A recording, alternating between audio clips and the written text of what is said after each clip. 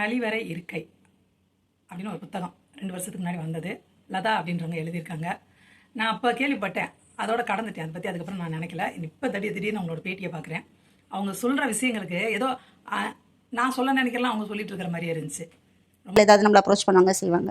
So நீங்கள் வந்து husband இல்லாமல் தனியாக இருக்கும்போது இன்னும் கொஞ்சம் அப்ரோச்சஸ் அதிகமாக இருக்கும். அப்படி இருக்கும்போது கல்யாணம் ஆனவங்க வந்து அப்ரோச் பண்ணும்போது எனக்கு ஒரு கொஸ்டின் வந்தது. கல்யாணம் பண்ணிக்கிறதே ஓரளவுக்கு பேசிக் reason is to have sex. அப்படி இருக்கும்போது ஏன் கல்யாணம் ஆனவங்க வந்து இன்னொரு பெண்ணை வந்துட்டு அப்ரோச் பண்ணுறாங்க செக்ஸுக்காக அப்படின்னு யோசிக்க ஆரம்பித்தப்போ நான் அவங்ககிட்ட நேராக கேட்டுருவேன். அது எனக்கு ஒரு பழக்கம் என்னென்னா, யாருமே வந்துட்டு சட்டுன்னு மூஞ்சில் அடிச்ச மாதிரி பேச மாட்டேன். லைக் இந்த சென்ஸ் அவங்களுக்கு அவங்க எதனால அவங்க இந்த மாதிரி நடந்துக்கிறாங்க அப்படிங்கிறத யோசிப்பேன் எப்போவுமே. ஸோ அந்த மாதிரி வந்து கேள்வி கேட்கும்போது, ஏன் இந்த மாதிரி கல்யாணம் ஆயிருக்குல்ல, ஒய்ஃப் இருக்காங்கல்ல, ஸோ நீங்கள் எதுக்கு இந்த மாதிரி இன்னொரு பொண்ணு நாடுறீங்க அப்படிங்கும்போது சில கதைகள் சொல்லுவாங்க.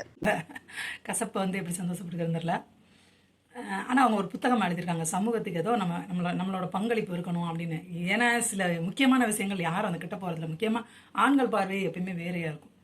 பெண்கள் தான் இதில் இறங்கி இதை பற்றி சொல்லணும். ஆனால் அப்படி யாருமே சொல்லலையே அப்படின்னு நினைப்பேன். இந்த சாலினி அம்மா வேறு ஏதோ ஒன்று பேசி ஏதோ ஒன்று பக்கம் போயிடுச்சு அப்படின்ட்டு அவங்க வந்து ரொம்ப தெளிவாக அதை பற்றி பேசியிருக்காங்க. நாம் காமத்தை பற்றி மிக அதிகமாக சிந்திப்பதில்லை, அதை பற்றி மிக தவறாகவே சிந்திக்கிறோம் அப்படின்ட்டு. இந்த தவறான சிந்தனையின் மூலமாக தான் இன்னைக்கு பெண்களுக்கான இந்த பாலியல் வன்கொடுமைகள் அதிகமாக நடக்குது இந்த சமூகத்தில். நம்ம எடுத்துக்கிறதா இதை எப்படி நம்ம பார்க்கலாம்? ஆமாம், தவறான சிந்தனைகள் தான். அதாவது இப்போ பார்த்தீங்கன்னா, இங்கே வந்து பாலியல் வறட்சி இருக்குது அப்படின்னா ஏன் அப்படின்னா அந்த புரிதல் இல்லாத ஒரு விஷயம் தான்.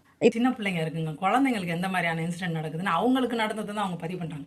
இங்கே எப்படின்னா யாருக்கோ நடக்கிறத உட்காந்து பேசுகிறவங்க கௌரவமாகிடுறாங்க, கெத்தாயிடுறாங்க. நான் பாதிக்கப்பட்டிருக்கேன்பான்னு சொல்லி யாருன்னா பேசினா அவங்கள வந்து இப்படி நினச்சிக்கிறாங்க. அதுதான் ரொம்ப சமூக அவலம். ஒன்று இருக்கும். ஆனால் நம்ம சமூகம் என்ன பண்ணிடுச்சுன்னா, ஒரு காலத்தில் வந்துட்டு அந்த உந்துதல் வர்றதுக்கு முன்னாடியே கல்யாணம் பண்ணி கொடுத்துட்டா சேஃப்னு ஒரு கால சமூகம் பண்ணிட்டு இருந்தது. ஸோ அதுக்கப்புறம் அவங்களுக்கு என்ன நடக்குதோ அதுதான் வாழ்க்கை. ஏன்னா அவங்களுக்கு புரிதலே இல்லை. இப்போ சமூகம் என்ன பண்ணுதுன்னா, மறுபடியும் 25-30 வயசு வரைக்கும் கல்யாணம்னு ஒன்று ஆற வரைக்கும் செக்ஸுங்கிறது என்ன, இப்போ படிக்க ஆரம்பிச்சிட்டோம் எல்லாம் பண்ண ஆரம்பிச்சனால கல்யாண வயசுங்கிறது ஜாஸ்தி ஆகிட்டு வருது.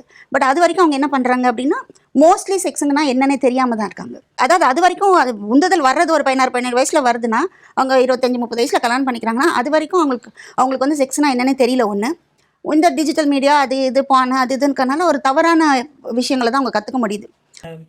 கழிவறை இருக்கை அப்படின்னு நீங்கள் தமிழில் டைப் பண்ணிங்கன்னா PDF ஃப்ரீயாகவே கிடைக்குது. அப்படியே ஆன்லைனில் படிக்கவும் செய்யலாம், இல்லாட்டி டவுன்லோட் பண்ணிக்கலாம். நான் டவுன்லோட் பண்ணல, சும்மா என்ன இருக்குன்னு லைட்டாக மேலாப்பில் பார்த்தேன். ஏன்னா ஆர்வமாக டவுன்லோட் போட்டு நான் படிக்கிறது இல்லை, அப்படியே ஃபோன்லேயே கிடக்கும். அதனால் அந்த வேலையை பண்ணலை, மெதுவாக பண்ணிக்கலாம் பார்த்துக்கலாம் அப்படின்ட்டு. ஏன்னா அவங்களோட அந்த முன்னுரையிலே எனக்கு நீ வேற நான் வேறையா அப்படின்ற மாதிரி ஆகிப்போச்சு.